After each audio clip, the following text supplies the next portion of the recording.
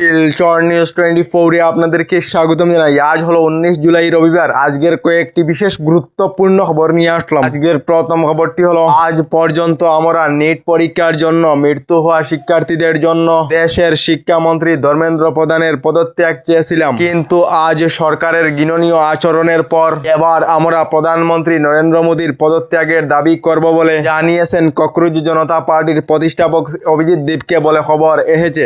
এদিকে গরমের বন্ধে মামার বাড়ি থেকে ঘুরে আসার সময়ে ভয়ঙ্কর পথ দুর্ঘটনায় মৃত্যু হয়েছে 13 বছর বয়সী মেহবুব হোসেনের। ত্রিভূমির দুহালিয়া পাহাড়ের 200 ফুট নিচে পড়েছে মেহবুব হোসেন মা এবং মামা উঠে আসা অটো। এই ঘটনায় সংকটজনক অবস্থায় 5 জন ব্যক্তিকে চিকিৎসালয়তে ভর্তি করা হয়েছে বলে খবর এসেছে। এদিকে চাল, ডাল, তেল, চিনি ইত্যাদির দাম বৃদ্ধি হওয়ার পর এবার বৃদ্ধি হয়েছে ব্রয়লার মুরগির দাম। প্রতি কেজি ব্রয়লার মুরগিতে দাম 20 থেকে 30 টাকা বৃদ্ধি হয়েছে, যার ফলে গোটা ব্রয়লার মুরগি 200 টাকা এবং কাটা ব্রয়লার মুরগির প্রতি কেজি 300 টাকা হয়েছে বলে খবর এসেছে।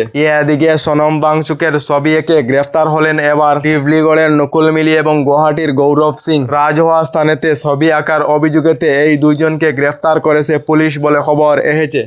এদিকে শিক্ষার্থীদের বিনামূল্যে ভর্তি করার দাবিতে গতকাল বদরপুর এনসি কলেজের ছাত্রছাত্রীরা বিপিএল শিক্ষার্থীদের বিনামূল্যে ভর্তির দাবিতে বিক্ষোভ মিছিল করেছেন বলে খবর এসেছে।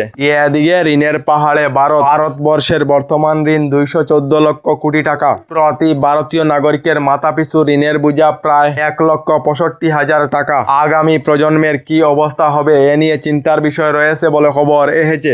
এদিকে অভিনেতা সালমান খানের পর এবার অভিনেতা আমির খানকে প্রাণে মারার হুমকি লরেন বিষ্ণোই। সামাজিক মাধ্যমেতে এক অডিও ক্লিপের যুগে আরজু বিষ্ণোই এবং টাইসন বিষ্ণোই অভিনেতা আমির খানকে প্রাণে মারার হুমকি প্রদান করেছেন, যার জন্য অভিনেতা আমির খানের নিরাপত্তা বাহিনী বৃদ্ধি করা হয়েছে বলে খবর এসেছে।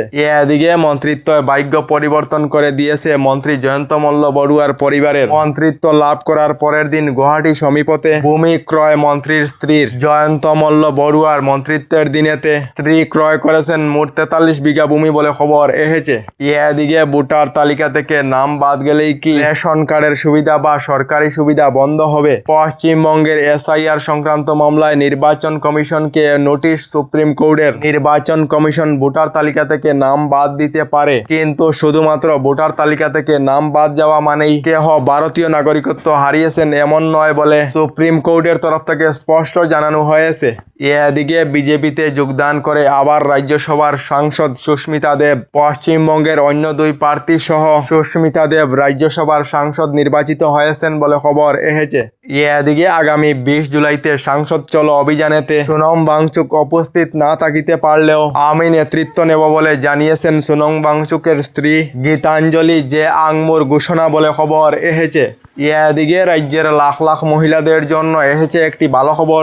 রাজ্যের যে সকল মহিলারা অসম সরকারের অরুণোদয় প্রকল্পের অন্তর্ভুক্ত রয়েছেন এবং নির্বাচনের পূর্বে 9,000 টাকা করে পেয়েছেন, এই সকল মহিলারা আগের মতো অরুণোদয় প্রকল্পের প্রতি মাসে 1250 টাকা করে লাভ করবেন। আগামী 3 আগস্টেতে মহিলারা অরুণোদয় প্রকল্পের টাকা লাভ করবেন বলে ঘোষণা মুখ্যমন্ত্রী ডক্টর হিমন্ত বিশ্ব শর্মার। এদিকে কামাখ্যা ধামেতে নির্মাণ করা হবে কাশীর মতো করিডোর। আজ থেকে করিডোর নির্মাণ কাজ আরম্ভ করা হবে। 500 কোটি টাকা ব্যয় করে নির্মাণ করা হবে এই করিডোর বলে ঘোষণা মুখ্যমন্ত্রী ডক্টর হিমন্ত বিশ্ব শর্মার।